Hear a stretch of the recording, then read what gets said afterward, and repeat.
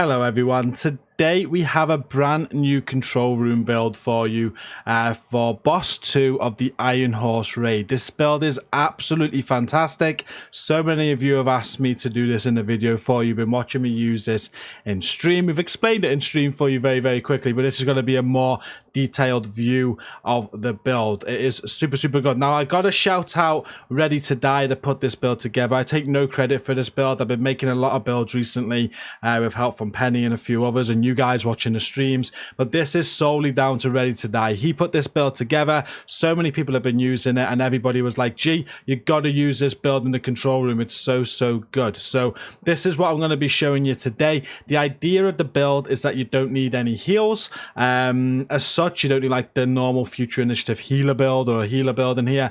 You're using blue cores and a couple of yellow cores as well, and it's just going away from the healer build. It's more of an armor regen build with Unbreakable, as you'll see. It's just so easy to use. When you first go in there, you don't need any heals until your Unbreakable procs, which is well into the boss fight. And once your Unbreakable procs, just throw on this fixer drone as I have here, and it lasts throughout the whole fight. It's so simple to use, and right at the very end when your team are going to be doing some damage to Pfizer, what I do with the hive is I throw it through the window down near the door where they're going to be at, and it just gives them a little bit of a talent buff, which we'll have a look at in a few moments time. So today is all about this build. I'm going to move on now, but just before I do, please do hit like and share on this video to support it.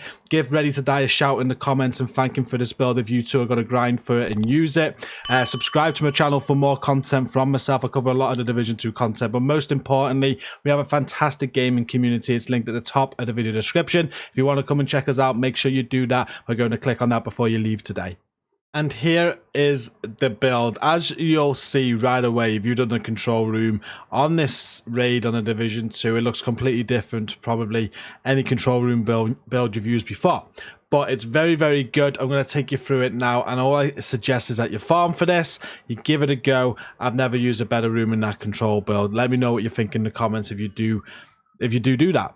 Now, it's not the easiest build to farm for. You'll see why as we go through, but certainly what you're going to want to use as a specialization is a technician specialization. I believe there's two things you can choose from: skill damage or skill healing. Make sure you select skill healing on that option when you're running this build. You can run whatever grenade that you want to, and you can run whatever weapons that you want to. These two weapons really don't matter at all, so I haven't changed them from a DPS build. What does matter is your sidearm, and you're going to want to use a TDI card custom. The reason for this is because if you equip it, which you're going to be doing while you're in this control room, you're going to give yourself an extra skill tier, and you're going to need to do that if you want to use the BTSU gloves overcharge ability. So make sure you keep that in mind. It's best just to run this anyway. You're not going to be using any guns. Just keep this equipped and give yourself the extra skill tier. Now on the build, you are going to want two golden pieces. There's a golden mask on my build, and I've got a golden holster. There's an R&K piece that you're going to need. I've got the R&K backpack. There's a Bellstone armory piece. I got a Bellstone chest, and then the BTSU gloves and the Emperor's Guard knee pads will be same in slot as the way you do it. But the toughest part about this is the BTSU and the Emperor's Guard both come with a skill tier.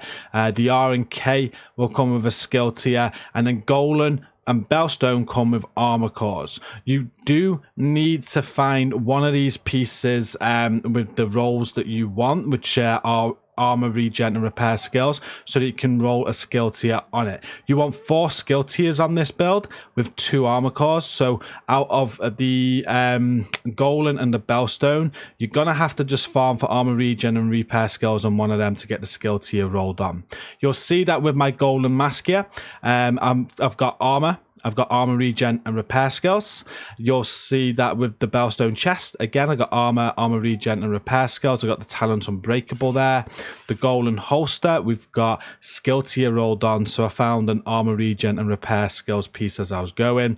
The R&K backpack that I've got skill tier, repair skills, and armor regen. The talent that I've got on there is overclock. As I said in the intro to the video, right at the end of the control room, I'll throw my hive down to the door where my team are, and And with overclock, allies within 7 meters of my deployed skills gain 25% reload speed, and it reduces the active cooldowns by 0.2 seconds each second as well. The backpack talent really doesn't matter. Go with whatever you want, really. We just found that this kind of like helped the team while they were killing Pfizer. And obviously with Unbreakable, when your armor is depleted, you repair 95% of your armor with a cooldown of 60 seconds.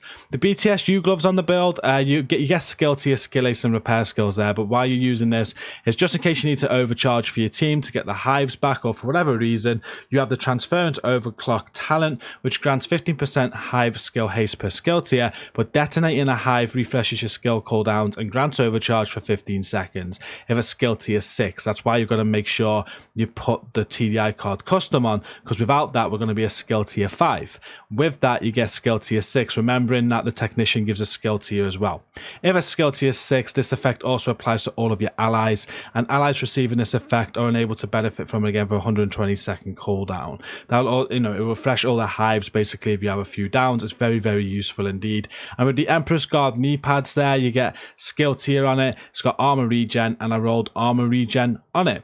Now for each of these pieces, with 2-piece golden, you've also got the brand bonuses as well. So I've got status effects, which doesn't really help the build, but we get 1% armor regen for having 2 of those pieces. Battlestone Armory, for having just 1 of those pieces, we have 1% armor regen, and Richter and Kaiser comes with 20% incoming repairs. This is important, and you may have noticed that in all of my mod slots as well, we've got incoming repair mods. So we have 20% on the Richter and Kaiser, and up to 20% on the mod slots as well on the mask, backpack and the chest.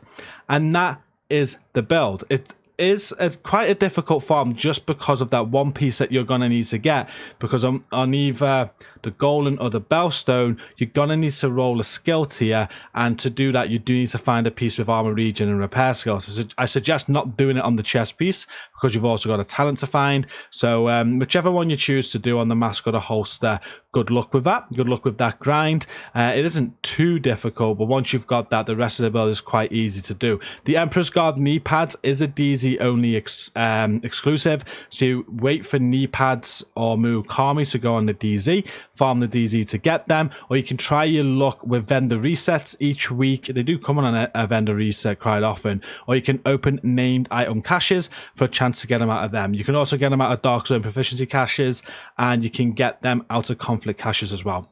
And the skills on the build, as we've already mentioned, we run the Fixer Drone and we run the Restorer Hive. Basically, as I already explained, when you're in the control room, just don't use anything until your Unbreakable is about to proc or procs for the first time. Once it does, just get that Fixer Drone out, and that will last you for the rest of the fight. I do suggest that you walk around slowly with the drone, as sometimes it can get lost, so just keep on tapping the button to keep bringing the drone to you, just to make sure it's always healing you while you're in there if it does start getting lost. And the Restorer Hive is not really for you, it's just nice at the end to throw down to your team, and with the overclock talent, it's just a little bit of a bonus for them while they're trying to kill Pfizer. And yeah, that's the build. I really do rate it, and I can't recommend it enough to you. The first time that I used this build in a control room, I was just like, wow, it is so easy. Not that it wasn't easy anyway with the healer build and placing the hive, but if you've done that method, you just know that you're always moving the hive around, you're having to drop chems all the time. This build takes out the need of doing that. At the very worst, and I've only had to do it once, you just got to tap the skill button to bring the drone to you, because the drone gets lost. And that's at the very worst. This build makes the control room super easy, and as I said at the start of the video, I know a lot of you wanted me to show you this video, and there it is. Let me know down in the comments what you think of it, and if you're going to give it a go, and make sure you give a shout out to ReadytoDie, who's on screen now, for giving us this build. It's a real good build. Thank you for watching this today. As I asked at the start, please do hit like and share to support the video, subscribe if you're new here, and don't forget to check out that amazing community that's linked down in the video description at the very top. It's the best Division community on Discord. You're definitely going to want to be in there. Until next time, thank you for watching this video. Stay safe and peace out.